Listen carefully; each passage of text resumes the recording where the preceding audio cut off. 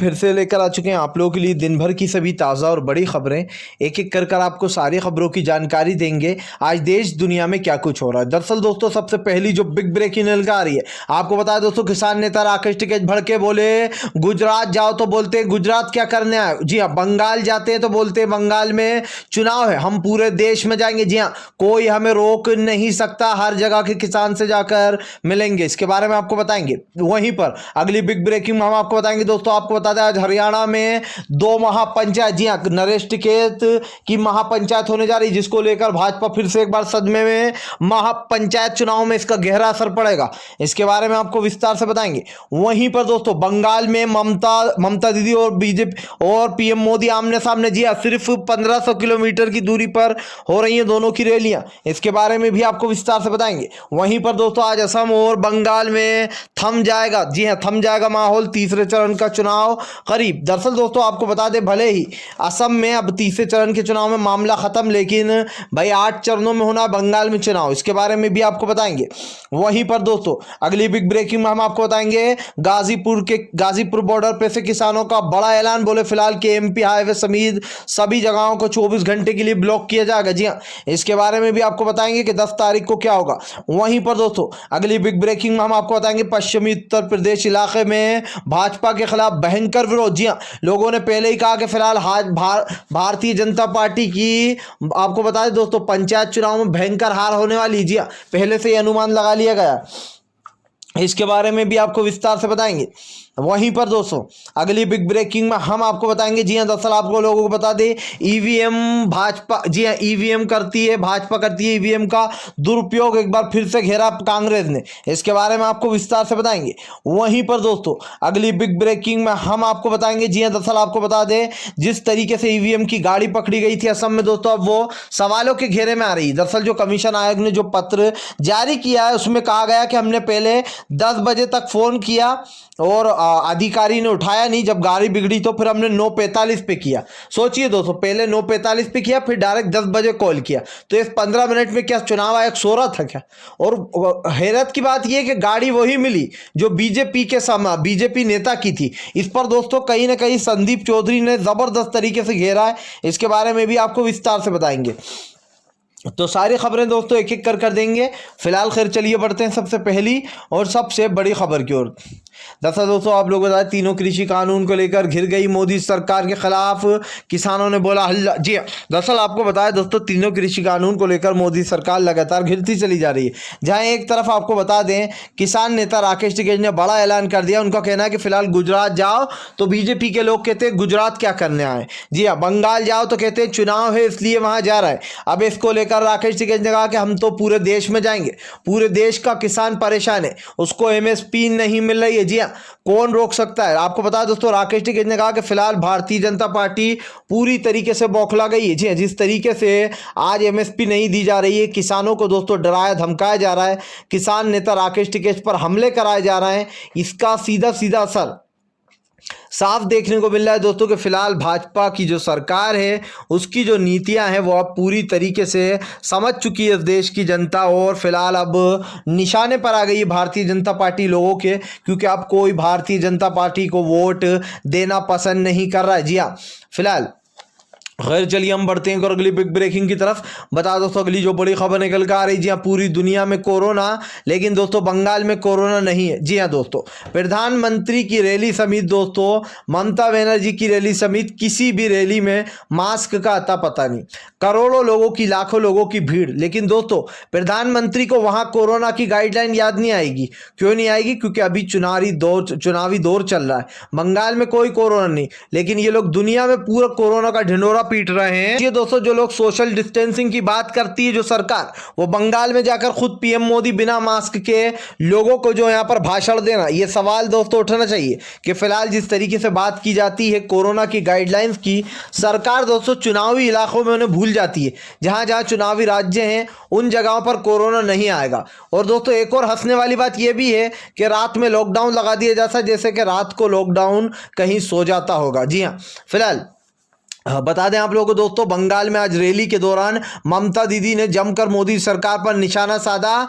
बोले फिलहाल ई का खेल हो बे, जी हाँ खेला हो बे, और भाजपा का पूरी तरीके से दोस्तों सुपड़ा साफ भी होगा। आपको बता दें ममता दीदी ने कहा कि फिलहाल भारतीय जनता पार्टी डर गई है, उसको अपनी करारी हार दिखाई दे रही है, इसीलिए ईवीएम से छेड़खानियां चल रही हैं जैसे। लेकिन फिर भी दोस्तों दीदी ने कह दिया कि फिलहाल पूर्ण बहुमत के साथ सरकार बना रहा है और अब की बार फिर से एक बार भाजपा का सुपड़ा दोस्तों बंगाल से साफ होने जा रहा है फिलहाल। खैर चलिए हम बढ़ते हैं और अगली बिग ब्रेकिंग की तरफ। बता दो तो अगली जो बड़ी खबर निकल कर आ रही है, बता दें आपको। दरअसल दोस्तों एक के बाद एक जो यहाँ पर असम में उठ रहा बड़े सवालों के घेरे में आ गई है मोदी सरकार। जी हाँ, दरअसल दोस्तों आप लोग बता दें अब असम में जो यहाँ पर चुनावी दौर खत्म होने वाला है। आज दोनों जगहों का दोस्तों थम जाएगा प्रचार, क्योंकि जो है तीसरे चरण का चुनाव जो है करीब आ गया है। आपको बता दें दोस्तों लगातार जो है केंद्र की मोदी सरकार पर सवाल उठ रहा है कि असम में जाकर CAA और NRC के नारे लगाने वाले प्रधानमंत्री आज CAA और NRC का मुद्दा तक नहीं उठा रहा है। क्या ये दोस्तों थोड़ा अजीब आपको नहीं लगता है? क्या CAA और NRC मोदी सरकार पूरी तरीके से भूल चुकी है? जो मोदी सरकार दोस्तों लगातार CAA और NRC का जाप कर रही थी और कहती थी हम घुसपैठियों को नहीं घुसने देंगे, आज वो असम में जाकर और दोस्तों बंगाल में जाकर CAA NRC भूल गई है। क्यों दोस्तों? क्योंकि इन्हें पता है CAA NRC का अगर मुद्दा उठा तो हमें वोट नहीं मिलेंगे, और इसीलिए प्रधानमंत्री नरेंद्र मोदी समेत खुद गृह मंत्री अमित शाह ने भी दोस्तों अब NRC और CAA का जो जिक्र करना तक बंद कर दिया। ये दोस्तों भाजपा की काली नीति है। जी हाँ, और जो जल्द आप देखने वाले, दरअसल दोस्तों बीजेपी के पास अब कुछ मुद्दे रह नहीं गए, इनका सफाया होने वाला है जोरों शोरों से। 2024 में प्रधानमंत्री बदल दिए जाएंगे। जैसे डोनाल्ड ट्रंप का तख्ता पलट हुआ है, वैसे ही प्रधानमंत्री नरेंद्र मोदी का भी दोस्तों इंडिया में तख्ता पलट होगा। लेकिन सवाल वही उठता है कि फिलहाल दोस्तों बीजेपी की जो सरकार है वो लगातार जो घिरती चली जा रही है फिलहाल। खैर चलिए हम बढ़ते हैं और अगली बिग ब्रेकिंग की तरफ। बता दोस्तों अगली जो बड़ी खबर निकल कर आ रही, किसानों की बड़ी रणनीति दोस्तों बदल जाएगा पूरी तरीके से किसान आंदोलन का रुख। जी दरअसल दोस्तों आपको बता दें लगातार तीनों कृषि कानून को लेकर किसान अपनी मांगों पर अड़े हुए हैं। जहां एक तरफ सरकार किसानों की बात सुनने को तैयार नहीं है, तो वहीं दूसरी तरफ दोस्तों किसान भी सरकार की कोई बात मानना नहीं चाहता है। आपको बताया दोस्तों अब किसान नेता जो है KMP हाईवे समेत कई हाईवे से जिनको जाम करेंगे, और दोस्तों ये पूरे 24 घंटे के लिए जाम किया जाएगा। किसानों ने बड़ा ऐलान करते हुए कहा कि फिलहाल सरकार लाइन पे अपने आप आएगी। जी सरकार को लाइन पे आना ही होगा, वरना ये आंदोलन रुकने वाला नहीं है। दरअसल दोस्तों जब से राकेश टिकैत के ऊपर हमला हुआ है तब से आंदोलन और भी जोरों शोरों से आगे बढ़ रहा है। जहां एक तरफ दोस्तों आज 2 महापंचायत हो रही है, तो वहीं दूसरी तरफ आपको बता दें कि राकेश टिकैत गुजरात समेत कई बड़े शहर हैं जहां पर वो जाने वाले हैं। किसान नेता राकेश टिकैत ने पहले ही ऐलान कर दिया कि फिलहाल उन जगहों पर, उन हर जगह पे हम जा रहे हैं जहां पर किसान परेशान है, और उनसे अपील कर रहे हैं कि फिलहाल पूरी तरीके से सरकार के खिलाफ मोर्चा खोला जाए और सरकार जो काली नीतियां अपना रही है या फिर जो गलतियां कर रही है उसको वो दिखाई जाए। क्योंकि दोस्तों ये बहुत ज़रूरी हो चुका है कि फिलहाल भारतीय जनता पार्टी को उसका असली चेहरा दिखाया जाए।